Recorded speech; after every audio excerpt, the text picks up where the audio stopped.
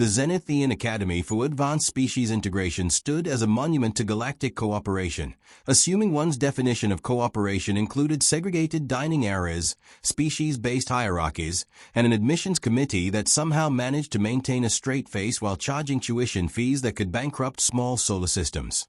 Perched on the crystalline moon of Zirion Prime, the Academy's towering spires and gravity-defying architecture screamed expensive education to anyone within 3 parsecs. Here, the galaxy's most privileged offspring gathered to learn the fine art of diplomatic relations, which apparently consisted of 90% posturing and 10% actually listening to other species without immediately calculating how to exploit them. The student body represented a fascinating cross-section of galactic society, provided one's idea of cross-section focused exclusively on the upper crusty bits that floated to the top of civilization's bowl. The Academy's social structure operated with a brutal efficiency of natural selection, except instead of survival of the fittest, it was more like survival of whoever had the most impressive biological weaponry and family connections. At the apex sat the Krellians, 7-foot-tall behemoths with chitinous armor plating and enough physical intimidation factor to make a black hole feel insecure. Below them, the hierarchy descended through various species based on a complex algorithm of physical prowess, technological advancement, and most importantly, how much their parents donated to the Academy's endowment fund. The Vortani held second place with their crystalline skin that could deflect energy weapons, and their insufferable habit of literally looking down on everyone from their hovering platforms. The Nixarians occupied third tier, riding on their reputation for producing the galaxy's most feared assassins, though most of the Academy's Nixarian students seemed more interested in perfecting their brooding poses than actual killing. Near the bottom of this delightful pyramid scheme sat the newer species, the ones still figuring out which end of a plasma rifle to point at enemies. These included the recently contacted Terrans, or humans as they insisted on calling themselves, despite having a perfectly good designation assigned by the Galactic Nomenclature Committee.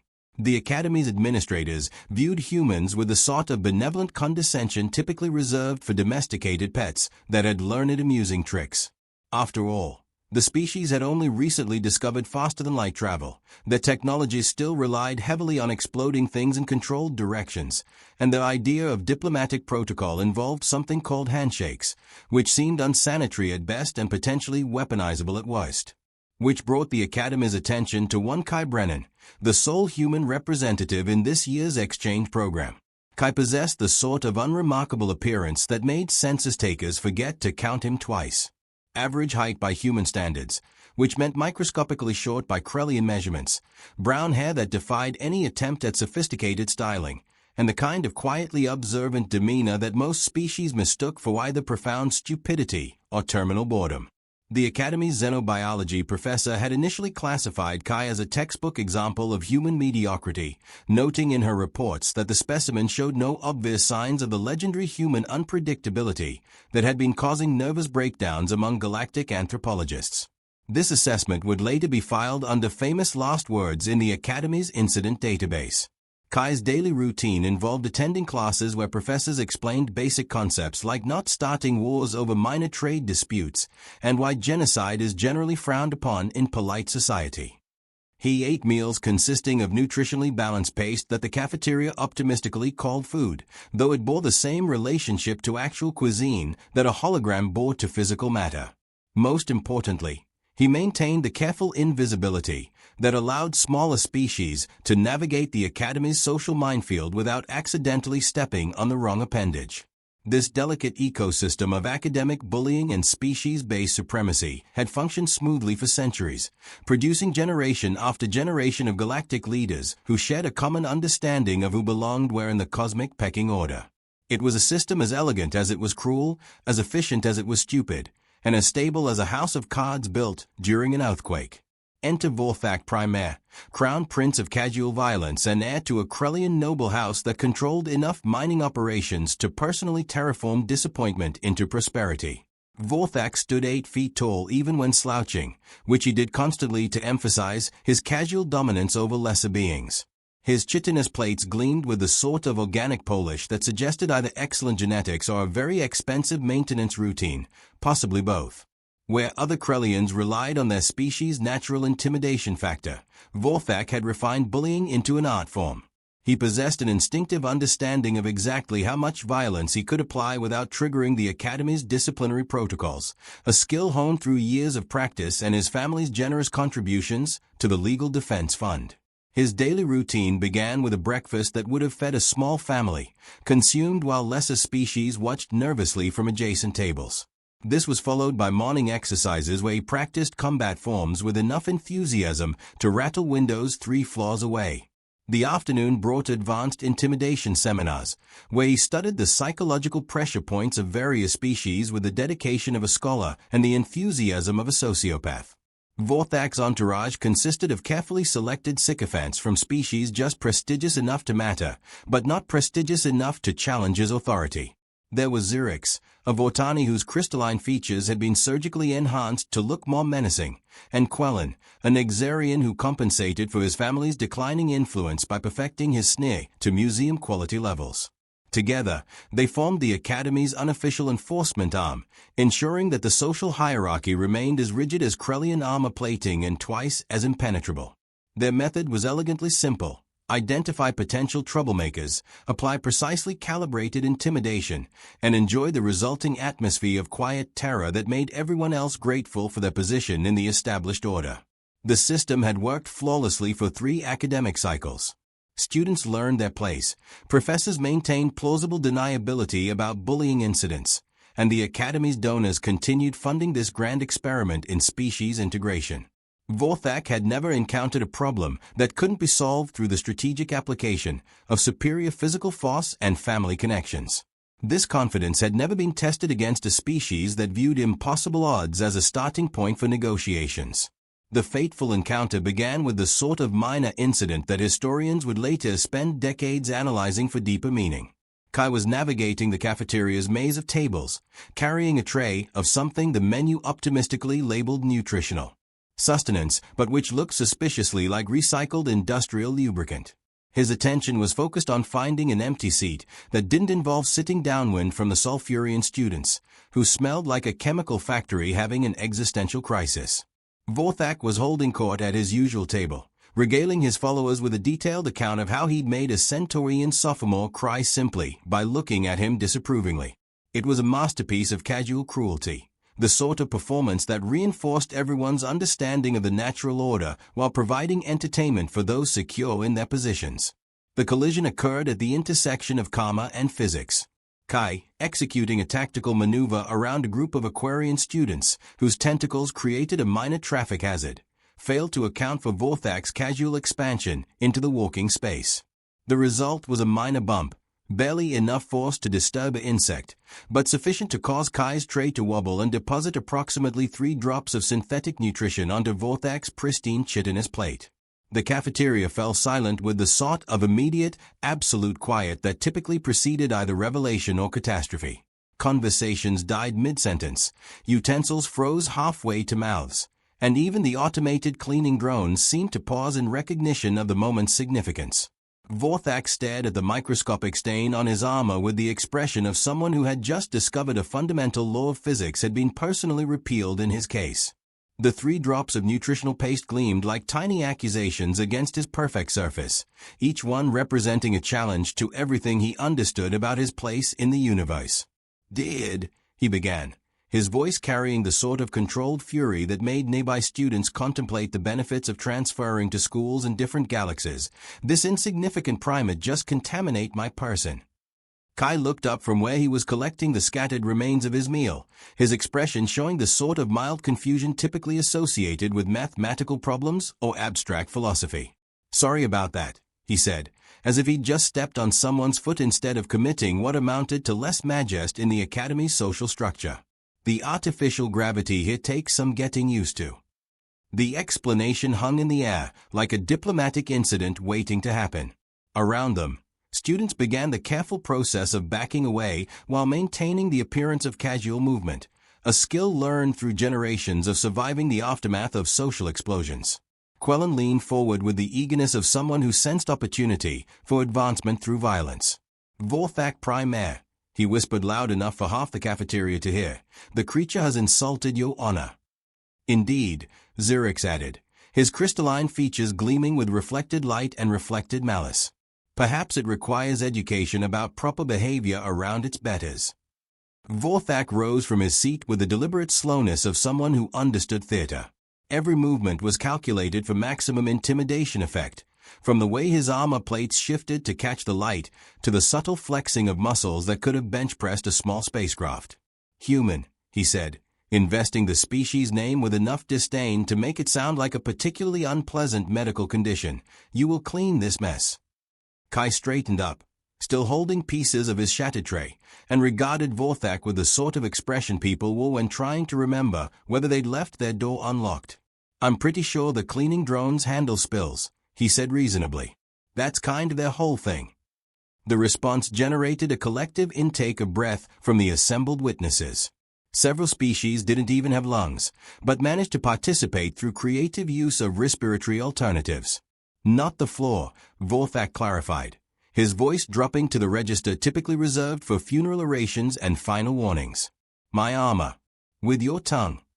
The suggestion crossed several lines simultaneously, including hygiene protocols, species dignity standards, and basic decency regulations that existed even in the Academy's flexible interpretation of student conduct.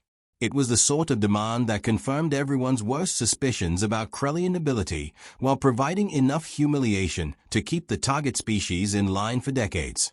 Kai considered this proposal with the same thoughtful attention he'd given the gravity comment.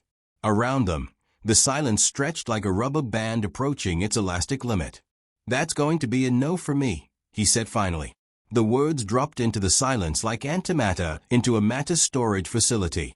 Vorthak's expression shifted through several phases of disbelief, each one more pronounced than the last, before settling on something that resembled a natural disaster preparing to achieve consciousness. "Excuse me," he asked, though the question sounded more like a threat than a request for clarification. "I said no," Kai repeated, as if the concept of refusing Vorthak's demands was as natural as breathing or complaining about cafeteria food. "It's a complete sentence. No means no. Pretty universal concept across most species."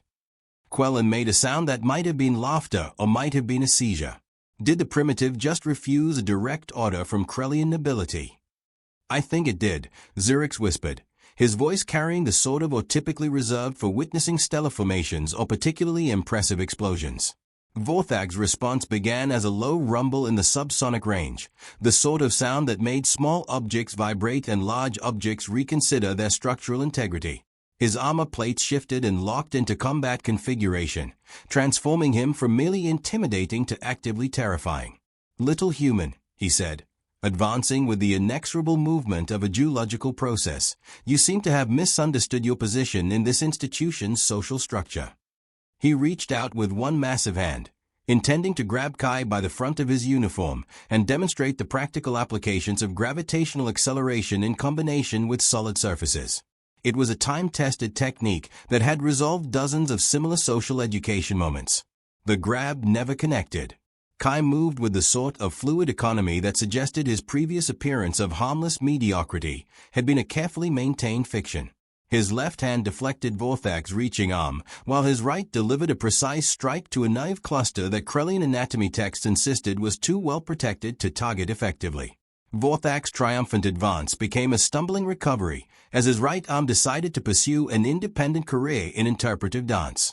The sensation of his limbs suddenly developing its own agenda generated an expression of bewilderment that transformed his intimidating features into something resembling a confused geological formation. "Interesting," Kai observed, as if he'd just noticed an unusual cloud formation rather than successfully countering an attack from someone 3 times his size. The anatomy texts were wrong about nerve accessibility in Krellian physiology. He shifted position with the casual ease of someone rearranging furniture, which coincidentally placed him in the optimal location to intercept Vorthak's reflexive backhand swing. This time, Kai caught the incoming fist, redirected its momentum through a technique that would have impressed physics professors, and sent Vorthak stumbling sideways into a table of horrified Centaurian students. The cafeteria erupted in the sort of chaos typically associated with natural disasters or really good sporting events. Students scrambled for better viewing angles while simultaneously preparing escape routes, a combination that resulted in several minor collisions, and one spectacular attempt by a Vortani to levitate above the action for optimal sight lines. Vorthak recovered with the determination of someone whose entire worldview was being systematically dismantled in public. His armor's combat protocols engaged fully, extending razor-sharp protrusions and activating energy field generators that made the air shimmer with barely contained violence. "You dare?" he roared, launching himself forward with enough force to leave claw marks in the reinforced flooring. Challenge Krellian supremacy. Kai sidestepped the charge with the timing of someone who had spent considerable time studying the intersection of momentum and stupidity. Vorthak's tremendous leap carried him past his intended target and into direct collision with the cafeteria's serving counter, which crumpled around him like expensive gift wrapping. "Not really challenging anything," Kai said conversationally, watching Vorthak extract himself from the wreckage of synthesized nutrition dispensers. "Just declining to lick your armor. I feel like that's a reasonable boundary to maintain." The response drove Vorthak into the sort of rage typically reserved for religious experiences or tax audits. He emerged from the demolished serving station covered in various synthetic food substances that made his pristine armor look like a modern art installation dedicated to nutritional disasters. His next attack abandoned any pretense of technique in favor of pure, overwhelming force. Claws extended, energy fields crackling. He rushed forward with the single-minded determination of a natural disaster that had taken things personally. Kai met this assault with the sort of calm professionalism that suggested extensive experience in dealing with oversized problems. He ducked under Vorthak's wild swing, stepped inside his guard, and delivered a series of precise strikes that targeted structural weak points in Krellian anatomy with surgical accuracy. Each impact generated a sound like someone testing the durability of expensive tableware with a sledgehammer.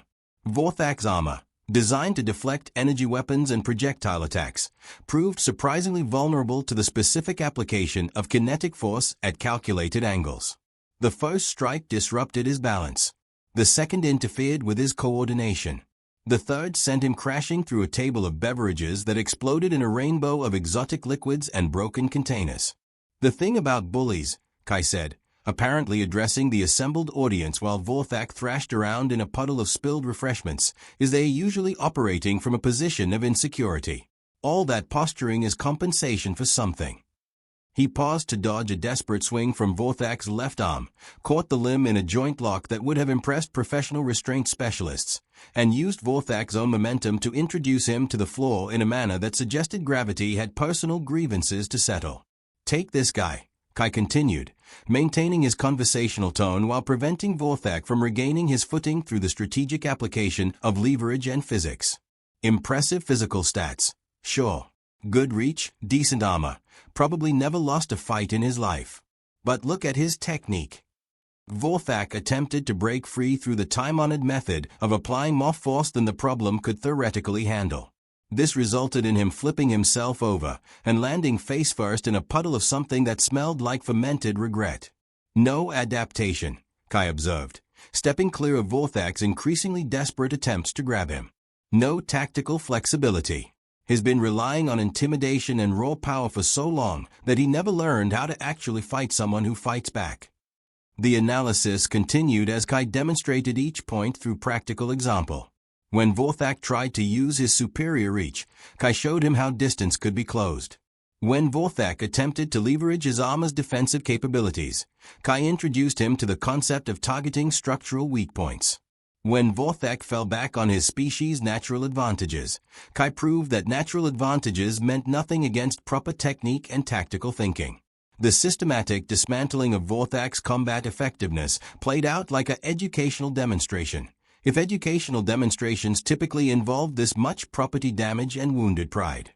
Each exchange left Vorthak more battered, more confused, and more humiliated, while Kai remained as calm and composed as someone discussing the weather. "The real problem," Kai said, helping Vorthak to his feet with the sort of polite assistance typically offered to elderly relatives or impaired combat opponents, "is that you've never had to develop actual fighting skills. Your reputation did all the work for you." He dusted off Vorthak's armor with the careful attention of someone cleaning expensive equipment, removing various food substances and debris, while Vorthak swayed unsteadily and tried to process what had just happened to his understanding of reality. But here's the thing about reputations, Kai added, stepping back to admire his cleaning work. They are only as good as your last performance. The cafeteria had fallen silent again, but this time the silence carried a different quality. Instead of anticipating violence, the assembled students were trying to process the complete inversion of everything they thought they understood about the Academy's social hierarchy. Vorthak stood swaying among the wreckage of his intimidation tactics, covered in the evidence of his tactical failures, while the supposedly primitive human brushed imaginary dust from his hands and looked around as if searching for a good place to finish his interrupted meal. Quellen and Xerix, who had been eagerly anticipating their leader's demonstration of Krellian superiority, now found themselves in the awkward position of having to pretend they'd never heard of Vorthak Primaire, while simultaneously wondering if their own reputations would survive association with this spectacular failure. The Academy's administrative response arrived in the form of Professor Thylex, a Nexarian whose ancient features suggested he'd been breaking up student altercations since before several species had achieved sentience. His expression combined the weary resignation of someone who'd seen every possible variation of academic violence with a specific disappointment reserved for students who'd managed to invent new forms of institutional embarrassment. "Well," he said, surveying the devastated cafeteria with the clinical detachment of someone calculating repair costs, "this is certainly unprecedented." His gaze moved between Vorthak, who was still trying to remember how walking worked, and Kai, who had somehow acquired a replacement meal and was eating it as if nothing unusual had occurred. "Young Brennan," Professor Thylex continued, "am I to understand that you've just successfully defended yourself against a Krellian noble's heir?" "Self-defense," Kai agreed around a mouthful of synthetic nutrition paste. "He grabbed at me first. There were witnesses." "Indeed there were," the professor acknowledged, looking around at the assembled students who were all suddenly fascinated by their own meals. "And Primaire Vorthak."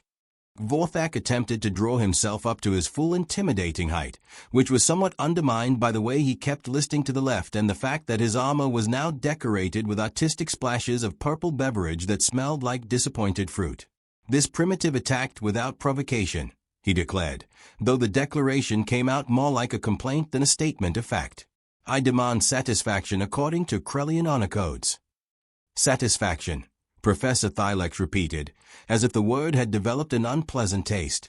"You initiated physical contact with another student, suffered the consequences of that decision, and now you want satisfaction." The question hung in the air, like a diplomatic incident waiting to happen. Around them, students began the careful process of recording everything for later transmission to their respective homeworlds, because this was the sort of story that would be told and retold until it achieved the status of legend. "I want this human disciplined," Vorthak insisted, apparently operating under the theory that if he demanded something loudly enough, reality would reshape itself to accommodate his preferences. Professor Thylex turned to regard Kai with the expression of someone who'd just discovered a new species of problem. "Mr. Brennan, do you have anything to add to this situation?" Kai finished chewing and swallowed before responding, which demonstrated either excellent manners or complete lack of appreciation for the drama of the moment. "He asked me to lick his armor," he said reasonably. "I declined. He got physical. I defended myself. Pretty straightforward." "Lick his armor," the professor repeated, as if pausing the words for hidden meaning. "Yeah, that was weird," Kai agreed. "I'm not sure what that was about. Cultural thing, maybe." The suggestion that armor-licking might be a Krellian cultural practice generated a collective gasp from the Krellian students present, followed by several heated denials in their native language that sounded like someone strangling a mechanical translator. Professor Thylex raised one clawed hand for silence, which was immediately provided by students who had developed healthy reflexes regarding faculty patients. "Primaire Vorthak, you will report to the medical facility for evaluation and treatment. Mr. Brennan, you will accompany me to the administrative offices for a full incident report." "Am I in trouble?" Kai asked, with the sort of innocent curiosity that suggested either genuine confusion or masterful manipulation of faculty sympathy. "That," Professor Thylex said, beginning to escort both students from the devastated cafeteria, remains to be determined. As they departed, the remaining students began the sort of animated discussion that would eventually evolve into campus legend. The story would be told and retold, growing in scope and detail with each iteration, until future generations would speak in hushed tones about the day a human brought down a Krellian noble armed with nothing but technique, timing, and the sort of casual competence that made experienced warriors wake up in cold sweats. But for now, in the immediate aftermath of the most spectacular reversal of social hierarchy in academy history, the students simply sat among the wreckage and tried to process the fact that their carefully maintained understanding of species superiority had just been fed through a matter recycler and scattered to the solar winds. The Academy's incident report would eventually run to 4 to 7 pages, not counting appendices, medical evaluations, and a particularly detailed analysis of Krellian armor vulnerabilities that the Defense Ministry would immediately classify as restricted material. The bureaucratic aftermath would spawn committees, policy reviews, and an entire semester's worth of case studies for the diplomatic relations program. Vorthak Primaire would recover physically within a week, though his social standing would require considerably more extensive rehabilitation. His family's political influence ensured that no formal charges were filed, but it couldn't prevent the story from spreading throughout the galactic communication networks, where it would inspire everything from academic papers to comedy routines.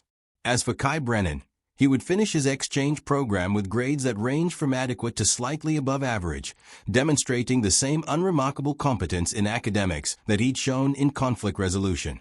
His professors would note in their evaluations that he seemed to possess an unusual ability to remain calm under pressure, though they would attribute this to human psychological adaptation rather than any particular tactical training.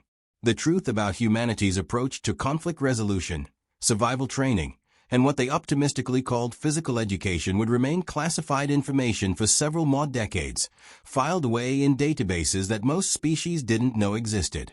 After all, there was no need to panic the galactic community with details about how humans prepared their children for a universe that seemed determined to kill them in creative ways. The Academy would implement new policies regarding interspecies conflicts, expand its cultural sensitivity training, and install additional security monitoring in all common areas.